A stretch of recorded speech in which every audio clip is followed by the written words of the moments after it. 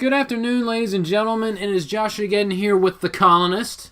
Hello, hello. And we are going to be reviewing the strangest WrestleMania possibly of all time, WrestleMania 34 from this Sunday. It was something, alright. We have a lot to talk about. Yes. Now, I do want to do a little disclaimer. I still have yet to see TakeOver. I'm so excited for it. TakeOver was absolutely phenomenal. It was the best wrestling show I've seen in years. Every match was at least great. And there were 3, easy 5-star matches on that show. Yeah, don't spoil it, because I'm not. But, how we normally do, a pay-per-view 1 out of 10 rating scale, I give that one a 10 out of 10. I'm not even joking. It's that good. Wow. I'm not exaggerating. And there's a fan page called Cena Sucks that I frequent all the time. They gave it a 9 out of 10. Wow. So, high marks. So if you haven't seen TakeOver, like I haven't seen TakeOver, go watch it now. Really good. Even if you have to watch it on Daily Motion, which sucks, which is what I had to do, because I don't have the network, because I don't have any money. But I will be getting a job soon, so that'll change. But okay, good luck with that, buddy. Yeah, wish me luck. But what wasn't a 10 out of 10? WrestleMania. This freaking show. I've had a really difficult time putting a number to this show. I already have one in my head. Because it was just so peaks and valleys. It was it wasn't bad. It was not bad. It was not the worst WrestleMania I've ever seen. It was better than 32. But I don't think it was as good as 33. Or 31. Or not even close to 30. I don't remember 33 that much. It was pretty good. As far as good quality goes. Hardy's returning really helped. Yeah. AJ and Shane McMahon was very good, but that was last year. I don't know if I saw that match entirely still. It's really good. A lot of people say it's the best match on the show. I disagree. I think Seth Rollins and Triple H was much better. That was my favorite match. That was a hell of a match. That was an awesome match. But, I guess we can... Kind of to hand it to Trips. Yeah. Say what you want about what he does, but he's been consistently, for the past 2 years at least, putting on the best match on the card. Mm-hmm. Or close to. Close to it, and that went on tonight, but we'll get to that in a minute. I guess we should briefly touch on the kickoff show. I did not watch either of the Battle Royals because I do not care. No one cares. Nobody cares. It means nothing. And if I would have watched the Women's Battle Royal and watched Naomi win, I might have actually developed cancer. Because why? If you didn't then, it came later. Yes. Oh, God, yes. In multiple forms. Several times. The match on the kickoff show that I did care about, which I cannot believe they put this on the... I can believe it, but I cannot believe it. The finals of the Cruiserweight Championship Tournament, Cedric Alexander, Mustafa Ali. Very good match. It was a very good match. Did you see it? So I heard. Again, I did not see it. Well, I don't blame you. Again, I didn't see any of the pre-show. But, most people don't watch the pre-show. Because who cares? I've heard that the Cruiserweight division has changed a lot since the time I saw it last, so I should probably give it another chance. Well, it has a lot less Enzo, so that's thumbs up. I don't even think that's as much the problem. I think just having it switched from Vince to Trips. Yeah, immediate jump in quality. Yeah. But anyway, so on to the main show. Our first matchup was Seth Rollins versus The Miz versus Finn Balor in a triple threat match for the Intercontinental Championship. And before we get into this match, can I get something off my chest? You probably already know where I'm going. You probably already know where I'm going with this. Did we need to have Finn Balor come out with the LGBT community? Did we need that? It's another one of those WWE trying to push, look how PC we are. Yes. That's exactly why I hated it. The problem is they try way too hard with that. Yes. Look, shareholders, we did a thing. It's nothing but pandering. It's so shallow and see-through. It's just annoying. And it's not genuine either. And my God, a minute into the show, and I'm already pissed off. That has to be some kind of record. And I'm not knocking anybody. I'm not saying that what anybody's doing is wrong. I will admit, I have a bias. one, I don't agree with the lifestyle, but that's just me. And two, I think a lot of people in that community are self-righteous, obnoxious assholes. Not all of them, but a significant amount of them. But that aside, that's every group that exists in the world. But just that aside, I was just about to say that, but did this need to be on the show? This couldn't have been on like a house show or Access. They had to do this on the first match. Or Raw. Just throw it on Raw afterwards. Or the pre-show. Show of the year. Or the pre-show. I don't know. And that's why they had Finn Balor come out last. They usually have the champion in a multi-man match either come out first or last. This time they had The Miz come out in the middle. And the only reason why is so Finn Balor could come out with the LGBT community last. God, that was so annoying. And, how do you expect me to take a wrestler seriously when his attire is covered in rainbows? Yeah, why didn't we get Demon Finn Balor? Really, the demon time of the year that he can just raise up, and instead they go with the demon is pushing tolerance and acceptance. Think about this. The demon is pushing tolerance. Really? Really? I didn't understand that one. That one went over my head. So stupid. So stupid. But the match body itself was great. Yes, the match was very good. The match was a solid opener. This was a very good opener, and I will say this is the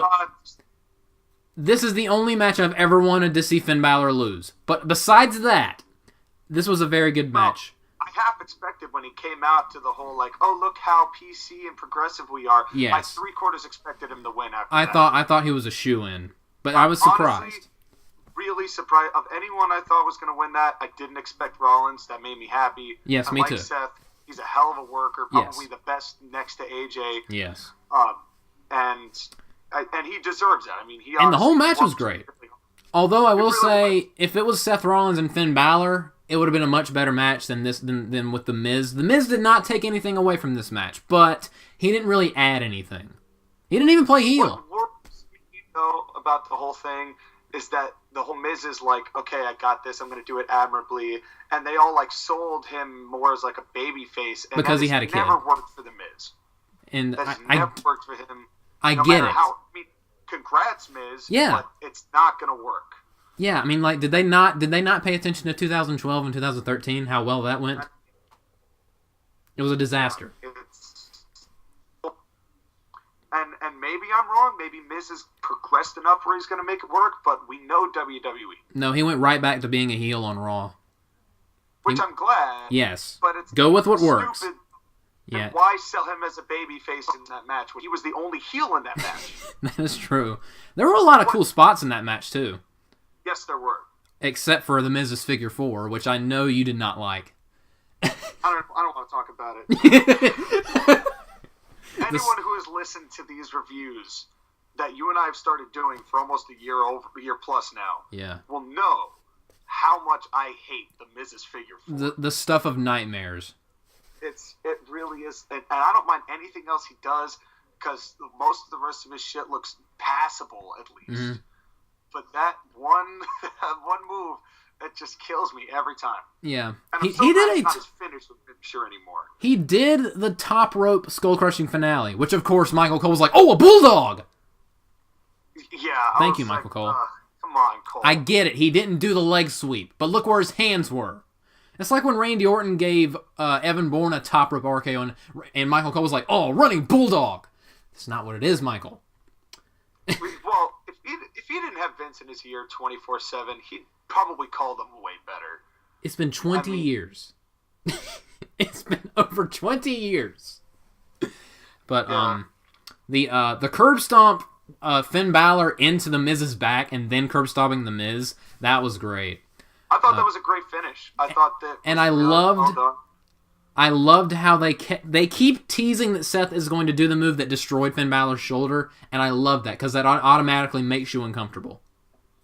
Well, they did though, didn't they? No, they didn't. They didn't pull the trigger. They teased it. They did a variation of it though. I mean, anytime I see that turnbuckle bomb, I immediately think of Sting. He gave the Miz the buckle bomb.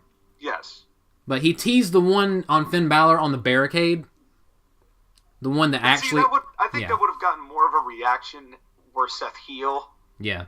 And it's not that I don't like Seth as a babyface. He's better as a heel. He's better as a heel. But he does a good job as a babyface. I mean, he tries hard, and he's got a good enough work rate for that to be acceptable, you know? I'm so glad the curb stomp is back. He needed that. It is such a breath of fresh air. He needed it. And I think that one of the amazing things of that Vince realized that. Yeah. That him with the pedigree was not getting over. Him with whatever that knee was not getting over. Yeah, that's more of a signature move than anything. Yeah, it's props to Vince for giving him that back because he needed it. I was expecting The Miz to retain, honestly, but I'm glad Seth won. It was a nice little surprise. That was probably the only match that I didn't. It was kind of. I think it was Corey Graves who said it. It's a pick'em. Yeah. You know, because really any one of those three guys could have walked away with that belt, and I think it was smart for them to do that first as well. You know, like to have that open with that unpredictability. And two interesting things out of this. One, each member of the Shield is now a Grand Slam champion. And two,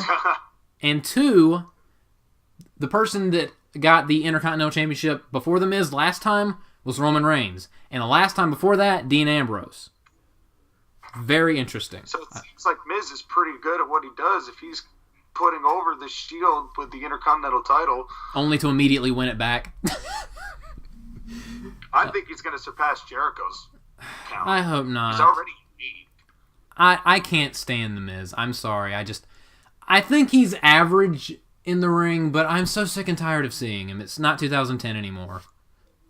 But that's just me. I mean, I think I've really come to respect him as the upper mid-carder he is. I wouldn't like him in a world title role, but I also wouldn't like him in a lower position either. I think he really works as that perennial mid-carder and really prepping people for getting over on a larger stage. So in that respect, I respect what he does. I think his work rate has certainly improved. I mean, it's way better than what it was in 2010. Yeah, but really, what makes him is his mic skills. Yeah, and he has a super hot wife. I mean, it's true. It's true. But I think actually, as soon as he was paired with Maurice again, he got much better. Him going back, yeah. He got much better. And I think that once she comes back, which I think she will, to some extent, I think that's also going to help his case too. You know, the Miztourage is great, but like, hot wife. Yeah. Hot wife is going to beat balding, talentless guy and Bo Dallas. Yeah. All right. Now, I was already mad when this match, the entrances of this match. This next match also made both of us angry. Not because of the work rate, because of the result. Charlotte Flair versus Asuka for the SmackDown Women's Championship. We both screamed at the top of our lungs, this company is retarded. Yeah. Okay. Well, you know, I've had a day or two to digest this. Same. I don't hate it as much anymore. I don't like it. Me but either. I don't hate it as much anymore. I still think it's stupid. Personally, if they were going to break Asuka's streak, I would have had it and have it go to Charlotte. I would have much rather have had that happen at SummerSlam. I would have rather Ember Moon eventually, like they continue the NXT feud and have Ember Moon finally beat her, but that's not going to happen. Speaking of Ember Moon, Vince's agenda. I mean, Vince's agenda is to keep Charlotte looking as strong as possible, so that she loses eventually to Rousey. She's like if Roman Reigns was a girl and a much better wrestler. It's true, and the thing is, it's like with Charlotte, I think that even if you had Charlotte lose to Asuka and then Charlotte get that win back at SummerSlam, and then have the blow off where Charlotte wins it like Survivor Series or whatever, I still think that would have played better and gotten the point across while simultaneously making Asuka a big deal. Also, like a legitimately big deal, because that was the stage to do it. That was the stage to say, hey, there's more than just Charlotte in the women that's worth watching. And they had to submit her. With one arm, too. It's like Charlotte wasn't even 100%. They'd worked on the arm, which I think the psychology of this match was awesome. This is one of the best matches of the night. Yes, it was a very good match. And they did some creative stuff. That top rope Spanish fly, though. That was sick. That was awesome. That was baller. It was almost terrifying, but... Well, and, you know, it's interesting they chose to do that spot in light of Will Ospreay's neck injury. Yeah. Because, which, for those of you who don't pay any attention to anything outside of WWE, Will Ospreay is this spot monkey on the Indies. True. Who was facing another spot monkey on the Indies. He was one of the Bullet Club guys, I think. Maybe Hangman Page? Maybe somebody in the comments correct me. But anyway, they're doing this match, and they do this Spanish fly off the apron, and Will Ospreay's neck hits the edge of the apron, and if you watch the video, it just contorts in a really nasty angle. And it almost cost him working that weekend. You know, so in light of that near tragic issue, thing, it was amazing they decided to go with a top rope Spanish fly, and it was cool. Yeah. I was very proud of those two for how much effort they put into that match. The moonsault where she got caught in the Goga Plata was also just amazing. Brilliant. And the suit, the apron superplex to the floor, that was great. It all was very good. I mean, her spear, Charlotte, for taking that flat back bump on the with that suplex. Yeah, that had to be. That thud and that spear she gave Asuka was amazing. This was a very good match. I think that was the best spear I've ever seen Charlotte give. Yes. Most of the time, her spears kind of looked like Big Show spears or edges, but that one actually felt good. Yeah, that looked airtight. I mean, I guarantee you it didn't feel good, but it felt good to watch. Yeah, I don't care about how it felt to Asuka. I felt good. That's what matters. Yeah, but the only thing I had problem with this match was the finish, and even then, it's not the worst thing in the world. I've come to terms with it. I mean, the only danger there, and I think I understand the point of view, is that with a winning streak like Asuka's, especially at this stage, it would be really tough with WWE's booking for people not to get sick of it and for it to become stale. Yeah, that's where they a book good themselves point. into a corner, and so I understand the reason for wanting to break it at WrestleMania. Personally, I would have given it till SummerSlam. Yeah. And then when you have the blow off at Survivor Series, it really is important. Or at least Asuka pin her. Yeah. But it is what it is. I think so long as they still book Asuka as a badass, she'll be fine. Yeah.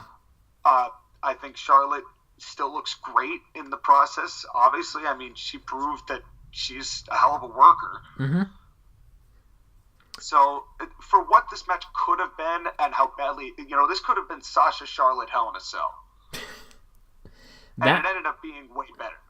So that match, I know a lot of people don't like that match. That match between Sasha and Charlotte Hell in a Cell, it was really good until the last 5 minutes. The last 5 minutes fell off a cliff. If they had broken that table, that the whole match would have been better. Yeah. If the table broke and they went through with what they were supposed to do, aside from Charlotte winning, that would have been one of the best Hell in a Cell matches ever.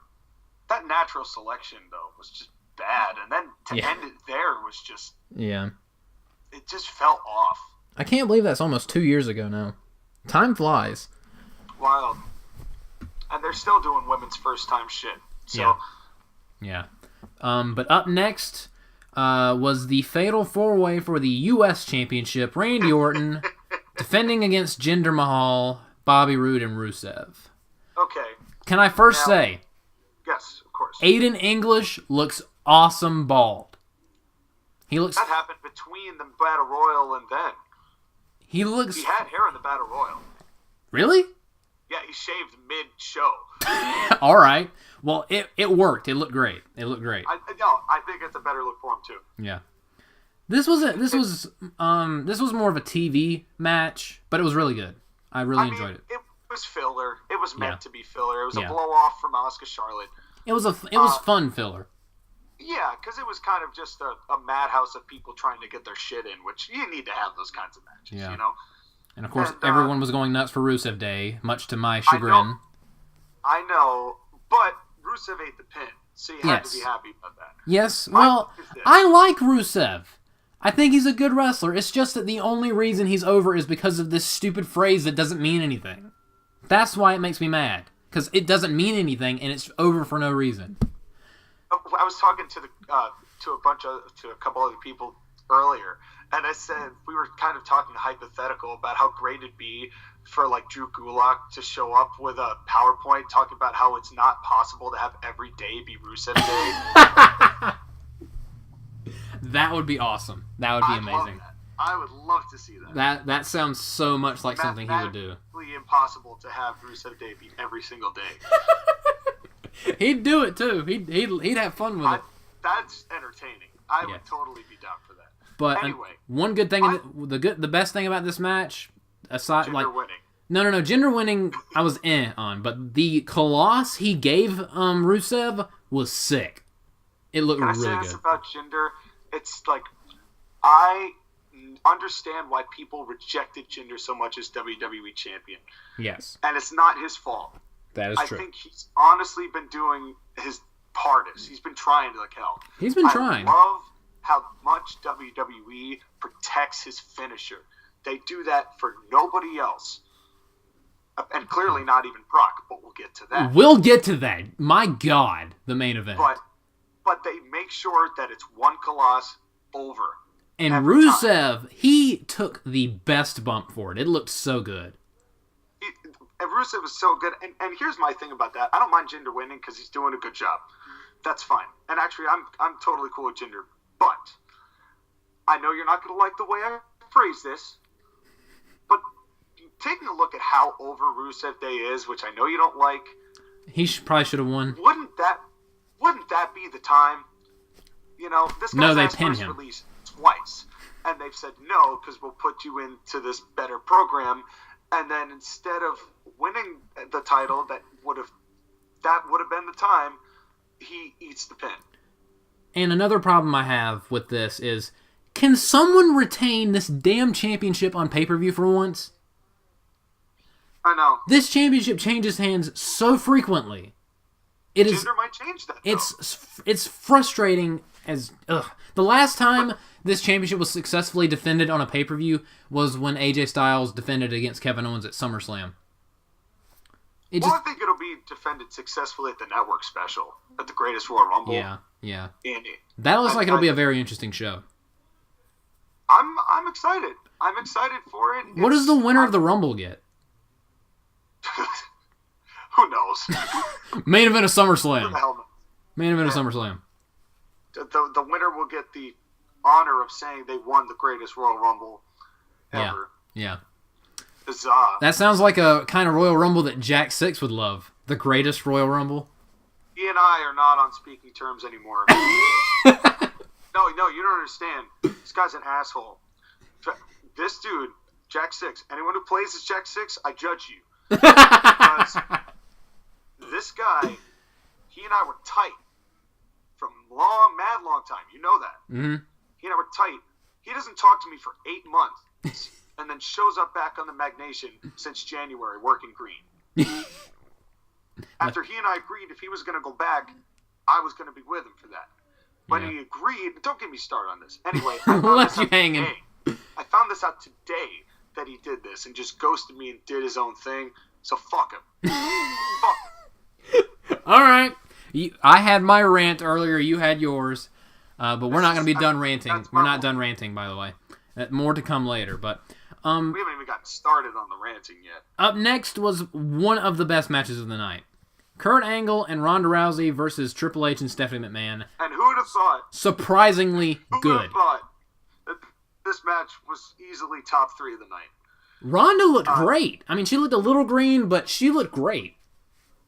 You know what? It kind of reminded me of Lawrence Taylor when he fought Bigelow. You know, nobody expected him to be that good. And yeah, he had some green spots. Yeah. But for going in there and not being a wrestler, he kicked some ass against Bigelow. And this was the same. And no other celebrity, quote-unquote, celebrity match has ever had that type of success. Yeah. This was so I really good. Have to give it to Rousey. There was one point in this match, she got pushed into the ring post. She headbutted that thing. I was like... she went in. Oh my god, I thought she was going to be bleeding everywhere she hit that so hard. And I'm like, oh, that was I knew it must have hurt, so I don't want to say it was great, but it looked great. It was a sickening thud. I mean, she sold very well. Mm-hmm. That was the one part I was really concerned about, like how well she was gonna look, but she killed it. I mean, all in all, there's really the only issue I saw was like where she tried to do that standing switch when she was getting ready to go into that backdrop with Steph, like in the initial exchange. There was like that one little awkward moment. Yes.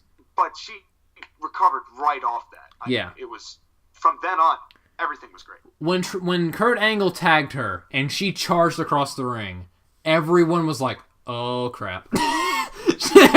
Not in like she's gonna do terrible. Like she's gonna kill this woman.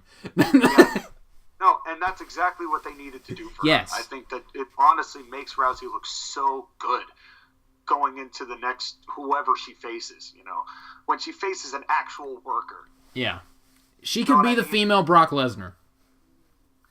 Well, and I think that that's not a bad thing. Mm-hmm. You know, I think that it works very well from her. Except works more often. Let's hope. Let's hope. Let's hold out hope. We don't know that for sure yet. And because I think there's also the worry here is like, yes, she did great, but there's also that worry of the Goldberg thing. You know, I'm sure you've heard the story of how Goldberg worked a 6-minute match with William Regal. Mm-hmm. And Regal exposed the shit out of Goldberg for being like incredibly green. Yeah, I've heard about that. I worry about when Rousey faces someone who's an actual good worker. Yeah. You know, who knows? I don't want that to happen to Rousey. I think she's coming along great. My dream is to have Ronda Rousey murder Naomi. I would love that. It could happen. I would love that. That would be my new favorite match of the year. The winner of the very first Women's Battle Royal, which I don't think ever got a new name. Nope. Remember when it was Moolah, and then they said they were going to rename it, and then they didn't rename it? Everyone got pissed off, and there was a petition online. Nobody has said anything about the fact that was never renamed. Can we stop with online petitions, please? There is a petition for everything now. Just, ugh. I hate the internet. But yeah, this was a very good tag team match. It was solid match psychology. I mean, and I got to give it to Steph too, because she looked pretty damn good out there. She gave a really good DDT. Steph, yeah, I mean, she busted her ass. I got to give Steph credit. And did you see what she did last night on Raw? Awesome. I did. That was hilarious. It was hilarious. It was. So it was great. I mean, I have no bad things to say about this. I can't. Mm-hmm. I mean, Kurt looked awesome. That was easily Kurt's best looking match he's had since returning. Mm-hmm. Instead of that bullshit with John Cena where they like locked hands once and then tagged out. Yes. Where he was there for no reason. It was kind of like how he was this WrestleMania. Anyway. But anyway, speaking of tag team matches, up next was the Bludgeon Brothers versus the Usos versus the New Day. I felt so bad for these guys. The freaking New Day. Okay, What in the hell was this entrance? WWE, if you're listening to this or any executive is listening to this, I want you to hear these words. I never again want to, after seeing one of your shows, ever have to say or type the phrase pancake midgets ever again. I never want to eat a pancake ever again. I'm not joking. They ruined pancakes for me. I don't get it. I didn't get any of that entrance. And it's like, the pancakes aren't over. They're stupid. It's like, stupid. But what you're saying with that entrance is that the pancakes mean more than the New Day. You know what I'm saying? You're putting over what they're using. You're putting over the objects rather than the people. It's like with the Rusev New Day thing, except this isn't over. It's like... Oh, my head hurts. Like, trombone was fine. You know, because that's been their thing. My dad, you don't understand. On Sunday mornings when I was little, my dad made the best pancakes. The best pancakes. I can never eat one ever again because of this match. I don't understand. I don't understand. And then they had all that, like, the CGI pancakes. Oh, my God. I love the pancakes at Jinder at the Rumble, but this just did not work. This is one of those times where, while you're watching this, you hope to God no one walks in and catches you watching this. Because you're going to have to explain yourself. Like, what are you watching? Pancake Midget sounds a lot like a Russo idea. Yes. Doesn't it? Or some weird porno or something. I don't... Now, I'm gonna do a quick cut here because I wanted to say this at the very end, but I want to put it out now after watching this whole show. And if any of you saw the show, you know what we're talking about. I think that we all owe Vince Russo an apology. Oh because my never God. in a million years did I think in 2018 we'd be seeing Vince Russo booking from Vince McMahon. And they have demonized Vince Russo as this guy who's destroyed the industry, which in part he was responsible for. But here we are in 2018, and his ideas, not from him, are being used. But that's later to come. Boy, do we have a lot to say about that. But this match in itself, I liked because it was Operation Make the Bludgeon Brothers look destructive as all heck, and they succeeded. And it was a short squash match, but I enjoyed it. It's a shame only because this match could have been better with the time. It was a victim of timing. Yes. And I don't know what it is about the SmackDown tag titles that always makes them the victim of timing. Yeah. It happened with the Rumble. It happened at Survivor Series. The Rumble match, the Rumble SmackDown tag match, I enjoyed it, but it was kind of a mess. It only just because it was rushed. Yeah. And this was kind of the same way. This was another filler match. This could have easily been the match of the weekend if these three teams had 20 minutes. I would have forgiven the pancake midget thing, if one of the Bludgeon Brothers grabbed a mallet and beat up a pancake person with it. I would have enjoyed that. Missed opportunity. What would have really been funny is if he swung him like in the stomach and then the guy like flew backwards. Yeah, he had wires and flew backstage and there was a crashing sound. That'd be great. That'd be comedy. That's actually funny comedy. But anyway, all right. I had nothing wrong with this match. It was too short. We knew it was going to be too short. I enjoyed it. I hope that come Backlash they get a good amount of time to tell the story. I enjoyed it. I thought it was fine, although it was a bit short. It was fine. Speaking of short, I don't even know what to say about this next segment, other than I loved the second half. So earlier in the night, they kept panning to John Cena during every match, and it was making my blood pressure rise at an alarming rate. I think that John even hated that. I mean, yes, because they did it so often. John literally just at some points just didn't even look at the camera. Yeah. He was actually watching the match. How much of a hard-on does Kevin Dunn have for this guy? And Vince McMahon? That's a Vince thing. I bet you it might be both. It might be both. Show Cena again. Show Cena again. Like, Vince, stop. This is getting weird. Stop. So... and speaking of, I thought that was also super disrespectful of them doing that little segment where they say he's here right in the middle of the end of Charlotte Asuka. Yeah, completely undercutting the victory celebration. Yeah. You know what? Do that while the commentary's talking as they're setting up the next match. Although it was funny watching John Cena turn into Sonic the Hedgehog and running up the ramp as fast as he possibly could. That was funny. That's a meme now. You still could have done that 5 minutes later. Yeah, that's true. You know. So Cena comes out, and the referees are like, "Oh no, Undertaker changed his mind or something." And John Cena gets all mad. Then Elias comes out, and I'm like, "Why is this happening? We know the Undertaker's coming out. Just get to it. Quit milking it. You're not fooling anybody." Elias needed a spot. That's true. I don't mind Elias. I think that he's getting good heat, which not a whole lot of people can generate anymore. I think if there was ever a time for Elias to show up, that would have been it. But after John Cena destroyed him, sent him packing, the Undertaker come out, and we had a squash match. This had to have been your favorite John Cena match you've ever seen. No, the Brock Lesnar one at SummerSlam 2014 is still my favorite Cena match. Because it was just absolute devastation for 20 minutes. And that poor child in the audience screaming, "Let's go, Cena!" over and over and over, and I wanted to kill him, and then his hero died. That was very dark. I apologize. Well, I mean, this wasn't much different. It was hilarious. It's still cool to see Taker get that kind of a pop. John Cena, let's just think about this. At WrestleMania, John Cena got squashed in under 3 minutes. I mean, I think that match was probably as good as it was going to get. Wow. Honestly, I think that it was really just a showcase of, oh, look, Undertaker moves. He's got a new hip. Hooray. He's got a new hip.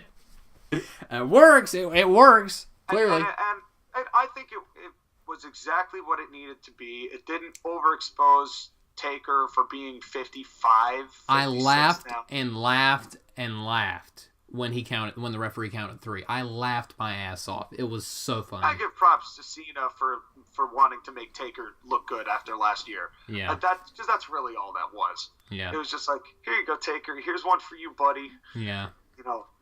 But it was fine. Yeah. I had no problem with that. That was probably the best way they could have done it. If they would have had like a 15, 20-minute match, it would have been horrendous. It would have been cringy. It would have been very awful. People who think that the Roman Reigns Undertaker match last year sucked, this would have been so much worse.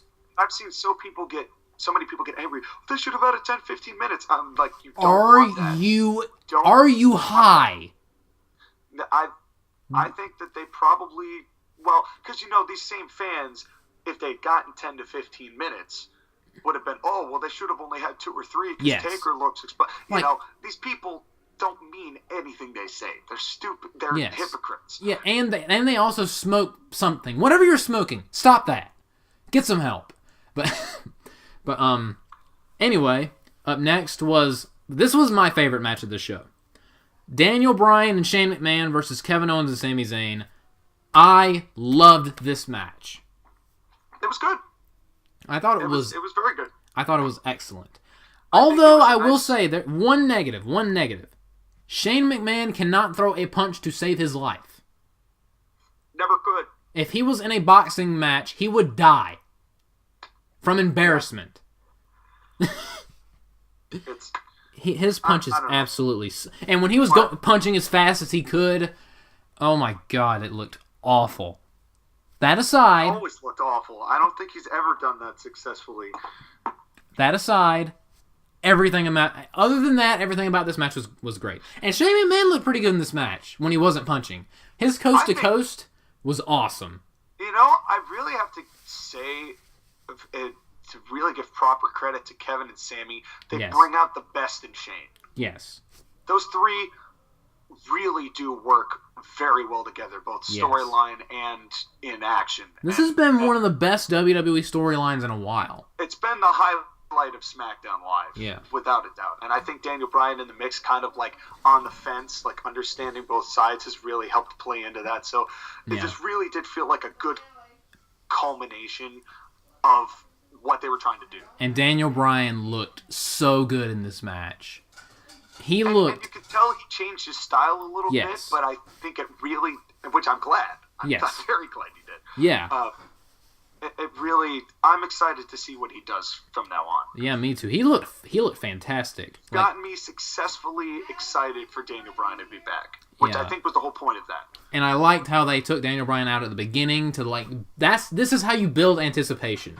They pretty much did a repeat of what they did at WrestleMania 30 with the stretcher job, but it still worked. For me, it worked, and I really enjoyed it. I think this was the best told story from start of the storyline, way building up to Mania, to final exclamation point or period at the end of the storyline at Mania. Yeah, this incredibly well done. Tag match. I mean, who'd have thought that the 2 tag matches would be the best matches of the night? Yes. This was the McMahons would absolutely be the best part of the night. Yes, it's weird. All complain about it. That's why this show is so weird. There are so many reasons why this is the weirdest WrestleMania ever. Pancake midgets. The wrong people keep winning. And the McMahons are doing the best job. The McMahons are having the best matches on the show. What planet have I landed on? And when can I get off this ride? But yeah, this is my favorite match on the show. I want to see Daniel Bryan versus Sami Zayn. I need that match in my life. They would work so well together. I think he'll get it. I think he'll get him and Owens. Yeah, that too. That too. I know you don't like The Miz, but considering how much history they have and how much The Miz has been just a total dick to Dan and Bryan, that's gotta happen. Yeah, it's gotta happen soon. It's gotta happen. It's got to. And I think it'll honestly be great. Yeah. I think it'll honestly be great. If not on Miz's side, then Daniel's side. He'll definitely put Miz to a great match. Yeah. And like their match at Night of Champions 2010, that's one of the Miz's best matches. Yeah, and they've only both improved since then. Mm-hmm. So. Up next, speaking of improvements and best matches someone's ever had, Nia Jax versus Alexa Bliss. I did not give a single crap about this match going in, but it was surprisingly decent. Surprisingly good. I did not like this storyline. Me either. It was very, very Michelle McCool, Piggy James-esque. Like middle school. That. It's because the only reason they did that was the exact same reason Finn Balor came out with the LGBT. Pandering. Yes. Pandering. That is true. Shareholder pandering. I hate that shit. Yes. Stop it. Seriously, like, just watch. At SummerSlam, the Usos are going to come out with Black Lives Matter. And at Survivor Series, Antifa's going to do the fireworks. Because we know how much they love blowing stuff up. Or setting things on fire. I'm amazed Orlando Jordan hasn't been retired. I mean, oh god, that would be the time. Well, they kind of have that with the Velveteen Dream in NXT. But let's not get me started on that. It's not nearly as offensive. In your face about it. I agree to disagree. Only because the Velveteen Dream doesn't exude that whole "I'm this and I'm proud" type of shit. You know what give it a few months. Give it a few months. They were saying that he once had a feud revolving around getting a dude to say his name. That's pushing it. That worked so well. That's pushing it. It was weird. I didn't like it. Well, you know when. That's the only match I both love and hate. I will tell you exactly when the Velveteen Dream is going to be ruined forever. Call up.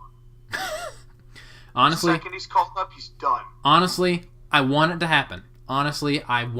He's a good wrestler. I hate his gimmick. I absolutely cannot stand his gimmick. You know why he's gonna be ruined? Because they're gonna do the exact thing that I just mentioned. Well, they're gonna say, I'm different and I'm proud and look at me, shareholders. I'm awesome and you can be yourself and then be a star.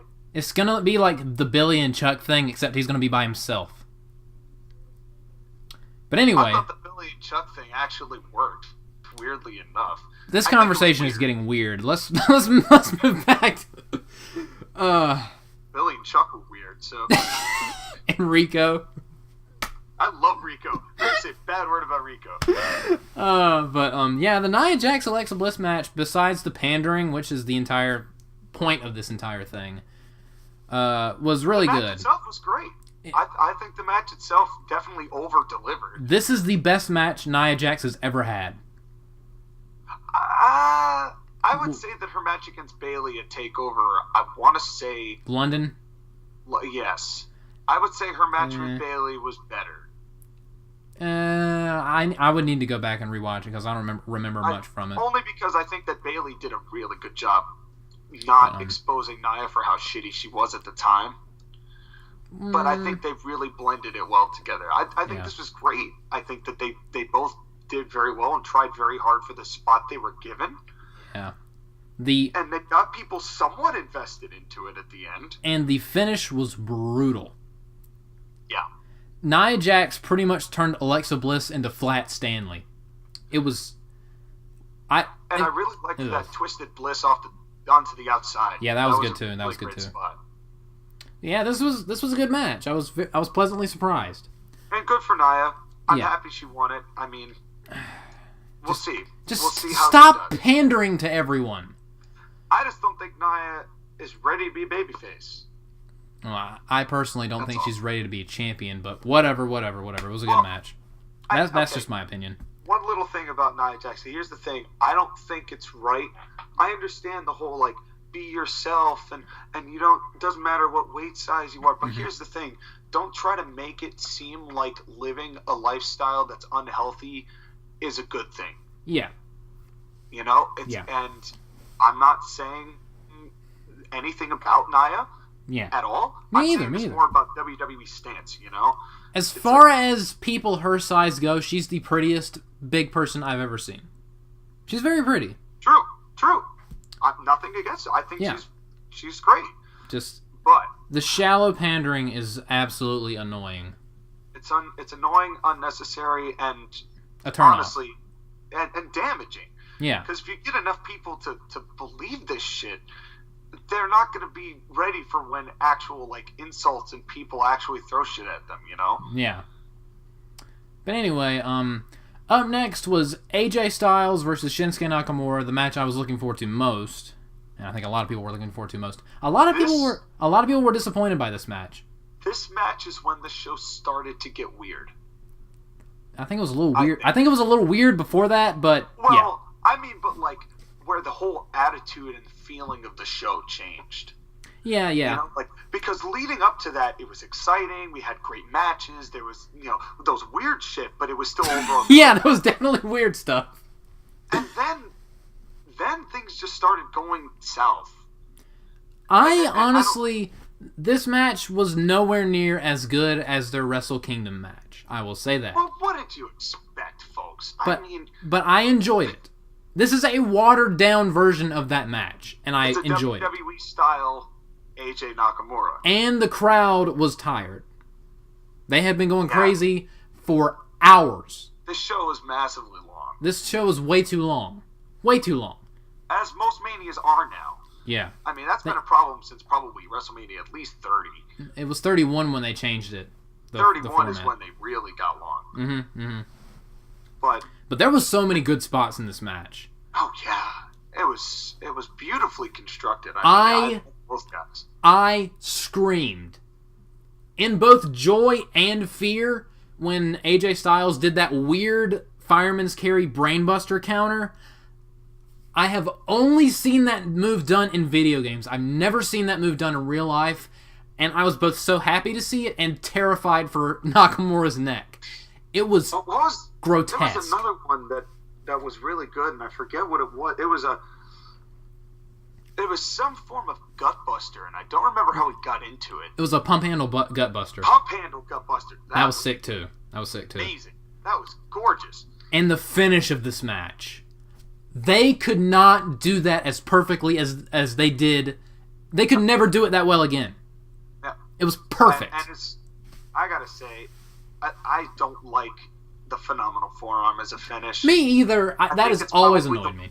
I think it's probably the weakest of his three. I mean, he's got that. He's got the Styles Clash. He's got the Calf Crusher. And it's not even that. People know that he used to wrestle outside of WWE, so when they watch his past matches and they realize the phenomenal forearm has never pinned a human being alive until he came to WWE. Yep. That was my problem with it. So to see the Styles Clash be the thing that ends it, I was so happy about that. Yeah, me too. Those little things, it's the little things. Yeah. And then probably the first jaw drop of the night. In a good way. Yes, in a good way. Nakamura heel turn. I'm very curious. It's certainly, if we weren't doing this right now, I'd be watching SmackDown. Yeah. Well, you have my wonderful computer that is just disintegrating before my eyes, and Skype, the wonderful thing that is Skype, to blame for that. Yeah, no sponsorship deals on that guy. No. Not that we'd want them. No. But in any event, my checks would bounce. I just feel like Nakamura. I feel like people, if they haven't already turned on his babyface deal, they would have shortly, especially if he had won as champion. And I fully expected Nakamura to win. I did too. Say what you will about this WrestleMania. It was unpredictable. That was Vince Russo's theory.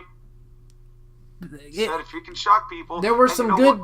It's a double-edged sword. It was unpredictable in good ways and unpredictable in bad ways. Yes. I wholeheartedly agree with that. Yeah. And this was one of the better ones. I mean, I think that it really... As soon as he knelt down, I knew there had to be a turn. Yeah. He had to turn, which is great. I was excited.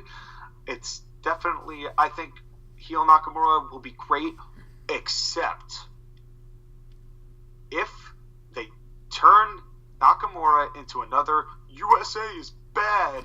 Oh, God. Please. If they do this, WWE, please don't.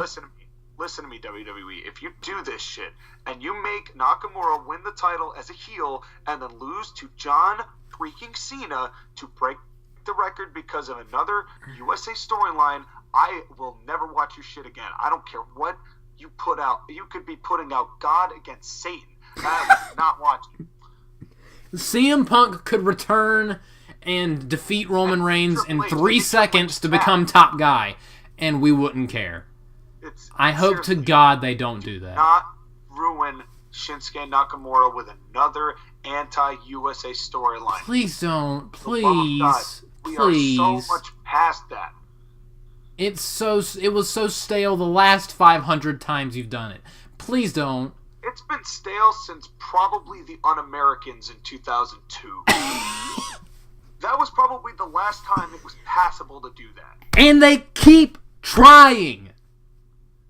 Yeah, because then after that was La Resistance. And why? And then hey, La Resistance had the funny dance. So I'll give them a pass. They had a funny dance. But it's like... Don't do it. Just don't do it. Please don't. Please. Don't do it. I will rip my hair out, and I love my hair sometimes. But other than that, I'm totally down with it. Yes. It was a great moment. Don't screw it up. It was shocking to me. Sean, thank you very much for making me terrified to figure out what happened on SmackDown. Thank you. I'm terrified to watch SmackDown now. I didn't, and by the time that all of you see this or hear this, this will have already happened. SmackDown will have already gone down. Yes. So if this has happened, and I adequately called this, we are not watching it right now. Yeah, we're not watching it. Please don't make me be right. Please. Just lie in the comments. Say it didn't happen. Lie. just flat out lie. You can't handle that. Save our innocence for as long as you can. Yes. Message us. Prevent us from watching it. Ignorance is bliss. Yes. So, speaking of ignorance, what in the absolute hell was the Raw Tag Team title match? Before we get to this, quick thing about Nakamura. You and I were talking about this yesterday. Mm-hmm. One of the things that WWE does a lot, and this is just a personal grievance of mine, is anytime there's a heel turn, they don't have the commentary team skills necessary to sell it, so they just cut everybody's mic. Yeah. That doesn't annoy me as much as it annoys you, but... It doesn't put over the moment the way that JR could put over the moment. Think about this. If there was dead silence during the Austin heel turn to WrestleMania 17, would that have felt as important? No. You know what I'm saying? It's like it's just a shame that either Vince doesn't trust the commentary team to do their jobs. Which if he doesn't, then fire them. Well, but he's always in their ear. I think that if he weren't in their ear, Michael Cole could have sold that moment more than just cutting all the mics off. But Sean, even if you're someone as mentally unstable as Vince McMahon is, which is proof because of the next match we have to talk about. Yeah. But still, I agree. If you had someone in a position and you did not trust them to do that job, would you fire them? It's just boils down to, again, the overmanagement, the micro-managing style that WWE does, where they have to filter and control every aspect of their show from point A to point Z. And it's just me. There was a time when a commentator, their job was to put over what was happening in front of them as a dramatic moment, and now there's no faith in them to do that anymore. It's just a shame. If you don't trust someone to do a job, there's an echo. If you don't trust someone to do their job, then fire them. This isn't hard. I think honestly this whole show was evidence that Vince doesn't trust anything on his product. Why are you on top of the company if you don't trust it? Doesn't trust Asuka to be an equal to Charlotte and to have more than one face of a women's division. doesn't trust Rusev, who has one of the most over things now, despite how you feel about it. I agree with Vince on this one. To hold the U.S. title. Doesn't trust his commentary team to put over a moment that really could have been the highlight of the show and the shock of the show. And doesn't trust his top guy who's put in every main event for the past 40,000 years to carry the company and to draw the same way that the other guy does, but we'll get to that. So this whole show, WrestleMania 34, was Vince doesn't trust his company.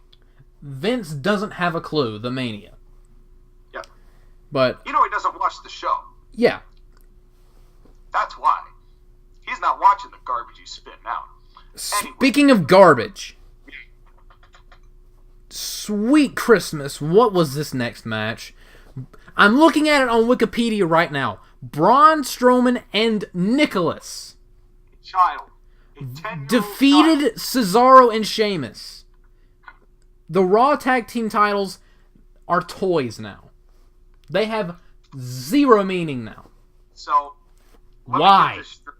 Let me get this straight, WWE. So, in order to put Braun Strowman over as a massively dominant guy, which you had already done, and you didn't need to do anymore, you decided that in order to pander to children... This was Pandermania! That's what this show was! And to get their parents to buy more tickets...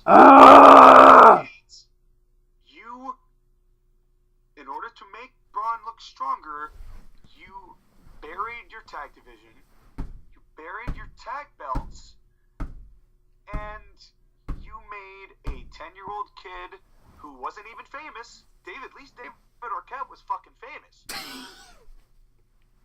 You let this 10-year-old kid win your tag team championship. What in the world was this? You understand now that it does not matter who is facing each other for this belt. It doesn't matter if they have a 10-star matchup. It does not matter anything at all. If the Raw Tag Team titles are involved, there will always be an asterisk that says literally any fucking kid on the street can run in and win tag titles because they're just a prop.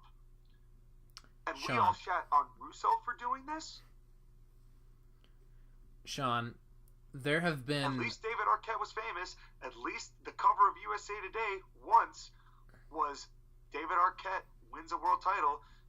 Is there any newspapers out there going, hey, some random 10-year-old piece of shit won a title?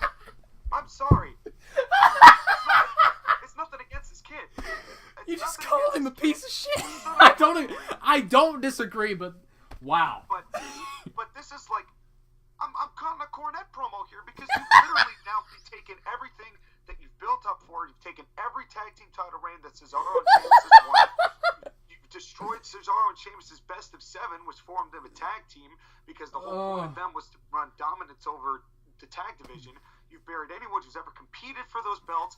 You've ruined anyone who's ever claimed that they've been a tag team champion in WWE. You have literally destroyed an entire portion, a critical portion of your viewership content because you wanted to make a guy who might be the future of your company to sell a certain amount of tickets to a bunch of kids' parents. Is that really long-term worth it to you? No! Because instead you've just made this entire company and this entire tag division look like an absolute joke and a mockery, and you wondered why WCW fell. Can I just say this is my... WCW for doing shit like this. Can I just say that this is my favorite review we've ever done? I honestly am anticipating the ball's in your court, Jim Cornette. I'm waiting for that YouTube video. Oh my god, he probably blew a gasket. I've never related more to this dude in my entire life. Me either. Like, this is something I never thought I would actually see this from WWE. This was so bad. This was. I'm waiting for the day that we see somebody lay down. Wow. Because what's next? What's next? Listen. You're gonna have people fighting in a goddamn swimming pool again? And I thought to Mark Henry's hand baby was bad. But at least that was never meant to be serious. At least it was funny. It was weird, but it was funny. This was just disrespectful. This was literally raping the tag belts for no reason. But my blood's boiling now thinking about it, because as someone who's been a lifelong fan of the business and has really dedicated so much time to watching old school matches and watching where people got legitimate heat and watching the most entertaining periods of the late 80s and late 90s and the Ruthless Aggression era, which is what I was born into, where people like Eddie Guerrero and Dean Malenko and all these people had respect for the belts they were wearing. Even Triple H. To shit on your entire legacy that you've built, that Vince McMahon's father built, it boggles my mind. There have been a couple times when this company actually made me want to kill myself. It happened when John Cena made Kevin Owens tap out at Battleground 2015. I wanted to kill every human being alive. I don't even want to get into that. It happened when John Cena won the World Championship Money in the Bank 2014. It usually happens when it's John Cena, but it happened again last night. This, honestly, to tell you the truth, broke the pay-per-view for me. It was going well up to that point, but the second this happened, this left such a sour taste in my mouth. I didn't even care about Reigns Brock. I didn't. I was absolutely dumbfounded. I could not believe what I was watching. Reigns Lesnar could have been the greatest match that WWE's ever had in their entire analog, but it would not have mattered, because this tag match was a mockery. It was a travesty. It was pathetic. It was atrocious. Goddamn pathetic. Everyone on that so-called creative team should be fired. Vince McMahon should be fired. I put on Twitter and Facebook, this is why you don't do drugs before you go to board meetings. This is why you don't get so delusional that in 72 you're like, oh, maybe that Vince Russo was on the right track, pal. You don't do that.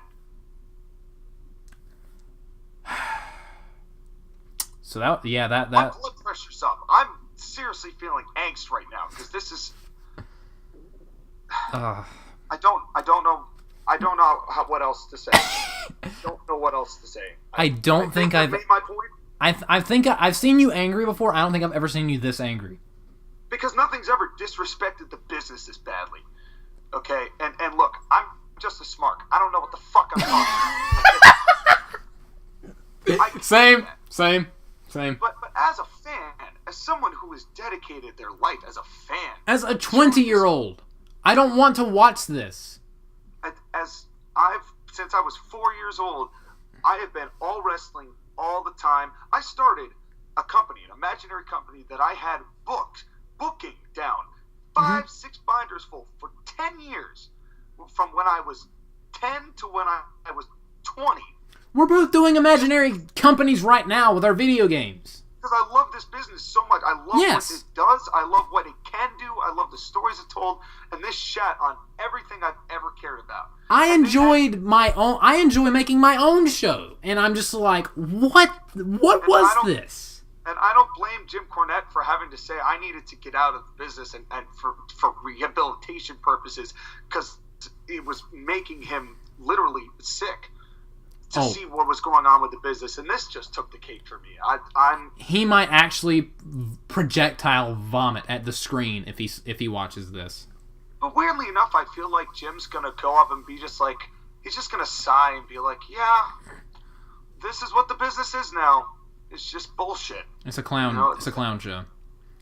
It really was, and I like Braun certainly a lot more than you do, but this really hurt Braun for me too. There's really no point in even Sheamus or Cesaro ever showing up on WWE TV again. Yeah, absolute. This pretty much killed their careers. Burial. So you might just release them and let them hop around the indies a little bit. Yeah. I hear Sheamus was thinking about retiring anyway. What a send-off for him. I lost to a child. That's my legacy. My very last match, I lost to a 10-year-old kid. Yes. What a way to go. Yeah. But anyway, if we might actually stay on this for the rest of the night. We have to move on. I have thoroughly enjoyed Sean just dismantling the idiocy Jim of this. Cornette moment of the night. So. Yes, I have thoroughly enjoyed it. I didn't pay a damn thing, and I got my money's worth. Main event time. I've never been this angry before at something WWE's done, so you were in for a treat. Funny thing, you felt about this tag team match that the crowd felt about this main event. Which was, on one hand, was funny. On the other hand, distracting. It wasn't the WrestleMania 31 match. Mm-hmm. That's what I feel about this match. It was not horrific. I never thought it was going to be horrific. I think the crowd was just so wiped at the time, and the crowd was also just dumbfounded at the bullshittery that had just happened a couple minutes prior. And they were like, couldn't care about this match. And that the thought of a Roman Reigns coronation is like, I think they would actually rather be put in front of a firing squad than watch that. Or just in front of one of those Yule log electronic fires and just pass the fuck out. All that being said, I'm going to give a controversial opinion. I absolutely enjoyed the crap out of this match. I really enjoyed this match. Graphic. It was brutal. They beat the piss out of each other for my amusement and entertainment, and I was entertained. My only real complaint about this match, I'm not a big fan of Finisher Fest. That was my one complaint with this match. That's my only complaint. I think psychologically it was fine. I think they told a good story. I think Reigns getting busted open was great, although I would have liked to see it a little bit tied down. That was a waterfall. Yes. A little less than a waterfall would have been nice, but that was hard way, so I mean, what are you going to do? It was like when Undertaker got busted open in his Hell in a Cell match with Brock Lesnar in 2002. Like, that was a hole. Yeah, it was graphic. Or when Cena faced JBL at Judgment Day. Or when Eddie faced JBL. Oh God, man, it was rough. I mean, but again, I think Reigns going all like angry, bloody Samoan, only to be F5'd immediately after that was hysterical. Yeah, but you just said, and I 100% agree. You want to talk about killing something? Like, Cesaro and Sheamus' careers are absolutely ruined after that tag match. Done. The F5 and the spear are dead. They're dead. 6 F5s. 6! And you know what irks me about that so 4 much? spears! They spent the entire 2017, including Goldberg, yes, protecting the F5. Samoa Joe, Braun. Lose to one F5. Braun lost to one. Joe lost to one. Reigns lost to one at SummerSlam. Mm-hmm. AJ lost to one. Mm-hmm. And then in Royal Rumble, you have Lesnar F5 Kane 3 times for him to just get back up. And then you have Reigns take 6. 6 F5s. That's more F5. That's more than 5. I think he F5'd Roman Reigns more times in this one match than he did in the entirety of 2017. F6'd him. How many F5s did he perform in 2017? 16 too. Probably 6. Ridiculous. I don't think I'll ever be able to buy the F5 as a finishing move ever again. Or the spear. Well, the spear's long since been dead. I know, but this was just pissing on the grave. Yeah, it's just... It wasn't creative spots-wise. And I understand Lesnar's literally there only for German suplex belly-to-belly, table spot F5s. Which I'm fine with. And shoulder thrust. Yes. Shoulder thrust in the turnbuckle. Oh, and that jumping knee he gave Roman Reigns. And punching the shit out of Braun Strowman's face. Which was the greatest moment of Braun Strowman's career. Brock doesn't give a fuck that he's stiff. I mean, yeah. I think that's my only real complaint about Brock. I think his appeal is good, his draw is good, and he's obviously a benefit for WWE. That jumping high knee he gave Roman Reigns was so beautiful. Because it was stiff as fuck. Yeah, it was great. I loved it. That was he took a page out of Daniel Bryan. Yeah, and I think Brock winning certainly surprised a lot of people. I think it also gives Brock good heat because everybody's angry that the part-timer won again. I'm the only one that I'm the only one that does not care about that. It seems because everyone gets pissed off about that. I think it's fine. Me too. I don't see any problem. I love Brock Lesnar. He's in my top 5 favorite wrestlers of all time. But speaking of lack of faith and Vince having no faith in people, my jaw dropped when he won. They build Roman Reigns. If you follow dirt sheets at all, they said probably the Monday after WrestleMania 33 that the WrestleMania 34 plan was Lesnar Reigns. It was always going to be Lesnar Reigns, and it was going to be this big get Reigns over moment. And they go through this whole thing, and Roman Reigns, when the time finally comes, says, he's part-time, and I'm full-time, so I'm better because I'm full-time, and he's part-time, and I'm Roman Reigns, and he loses. And then he goes out there and loses to the part-time guy like a fucking chump. Well, although he did take 1,000,000 F5s. Not exaggerating. That only made Brock look bad. Yes. And that's just not feasible. It made the whole match look bad because it was just not feasible. If you're trying to make Brock Lesnar look like this gigantic dude who was going to fuck everybody up, and you've made that and you've built that illusion for the entire year only to destroy it with 6 F5s. You know how many F5s that match really only needed? Like 2 or 3. Two. You build it up. The first F5 kick out. Shock. Oh my God. Another F5 done. Over. Or an F5 in the ring, an F5 through the table, and then another F5 in the ring, then it's done. But 6? Really? It was overkill. Absolute overkill. And I think the fans just, not only were they rejecting the match up to that point anyway, which was hilarious. But it didn't get people excited that way. They popped when Brock won, though. Mostly because it was shocking. Yeah, everybody didn't expect it. But, of course, they're going to face each other in a cage at the Greatest Rumble, which I'm hoping does finally end it. Because the last thing I want is Brock Reigns 3 at WrestleMania. Can you imagine if Roman Reigns wins the steel cage match? He probably won't, but just... I think he probably will. I don't know.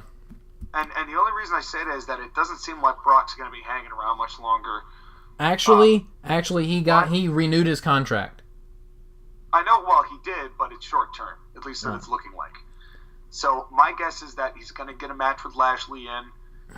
He'll get probably a rematch with Reigns in. He may have one more with somebody, and then that'll be that.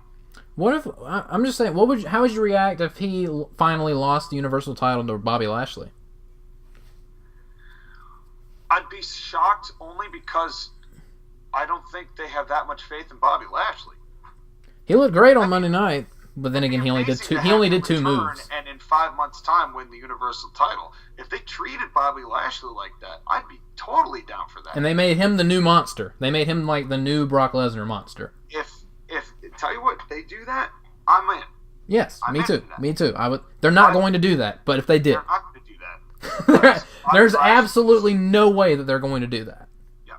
Why not have Bobby Lashley be Braun Strowman's partner? I thought they were going to have like Big Cass be Braun's partner. My guess was Ambrose. My guess was Ambrose, but instead we got a goddamn toddler. Those damn toddlers. So that was WrestleMania. Oh, and I also thought it was really funny that this whole scene of bloody Roman Reigns who didn't win the title, and then immediately went to that really happy, like, let's celebrate, like with the video package. Yeah. Like, total mood shift. Yeah. And then they shot, and then they turned back to Roman, and it was sad all over again. It was just, it was like, what? Like, this is not the best emotional roller coaster I've ever been on. It's jerking me around a lot. I have a question. Jerked off as well. Is it just me, or am I sick and tired of hearing, let's celebrate, yeah, every WrestleMania? How many times has that been the theme song for WrestleMania now? I swear it was the theme for... Can we have a new theme song, please? So... What a weird night. This was the weirdest WrestleMania of all time. Weird night. Very weird. So what's your out of 10 grade for this pay-per-view? It's been tough, but I'd have to say probably 5.5, 6. 5. You want to just go 5.5? Yeah. Yeah, 5.5. It was too peak and valley. Yeah. For me, I enjoyed. There were more positives than negatives in my opinion, but the negatives were like, jeez. Negatives are really bad. The negatives were like WCW 2000 levels of atrocious. That's the show we got. Yeah, but I'm giving this WrestleMania 2000. WrestleMania 2000. I'm giving this a 6.5 out of 10. So we'll call it an average 6. Yeah, average 6. Average 6. Which again, it's more on the positive side. There was a lot. When it was good, it was freaking great. When it was bad, it was a disaster. The rating doesn't really accurately represent the content of the show, and I think that's why it was so difficult for me to find the number I wanted to use for it. Yeah. Because, like, again, it was just, there were 10 out of 10 moments and 0 out of 10 moments. Like negative 100 out of 10 moments. Yeah. So it really is just, it's a balancing thing. Well, I would say anyone who hasn't watched it, watch it, because it's certainly worth the watch. If you get easily nauseous, do not watch the Raw Tag Team match. Shut it off after Nakamura. Yes. Or unless you skip the Raw Tag match, skip about 5-10 minutes into the Brock Roman match, and just look at how badly Roman Reigns gets messed up towards the end of that match, because it's gruesome. I mean, I was, as soon as I looked at it, like, oh Lord. He had a river on his arm. I mean, he had a river on his head. Yeah, like he had a river on his arm, and I was like, oh God. And then it panned to his head. I was like, oh God. Yeah. That's ugh. Well, it was even worse than the one he gave Randy Orton. Yeah. Ugh. Yeah. Kind of goes to show that maybe hard way isn't always the best idea. If you want juice in a match, just do it right. It's either hard way or get fined a couple $1,000, which... Or there's no winning with this company. Sean, there's no winning with this company. It's the truth. And they made history. I mean, the youngest champion of anything in WWE history was 10 years old. Blow it out your ass. I'm like... this is my favorite review we've ever done, man. This was... it was something. It was catharsis. Yeah. It was catharsis and so entertaining. Let's hope that come SummerSlam, we're not going to have to deal with shit like that. Yeah. SummerSlam, be better. We'll see. The motto of WrestleMania, be better. SummerSlam, better than Mania. Better than Mania. If you want to see a good wrestling show, watch NXT TakeOver New Orleans. That, honestly, 10 out of 10. I'm gonna. The whole show is fantastic. But you know what? Part of me is kind of glad I didn't see it, so I could appreciate 34 for what it was. Dude, now I want to see how the TakeOver was. It makes the first Brooklyn look average. Wow. Not even joking. Damn. So, am I overrating it? Probably, but still, just trust me. But that's the show, everybody. Hope you guys. About it again at SummerSlam. Yeah. Hopefully there won't be any children involved. Thank you guys for watching or listening. I hope you had as good a time as I did, because this was entertaining. Yeah, this was a blast. Yeah. Always a good time, man. Yeah. All right. Later, guys. Good night, everybody. Good SummerSlam. Thank you so much for watching. Make sure to like, comment, subscribe, and all that fun stuff if you enjoyed the video. Hope you have a wonderful day, and I will see you guys next time.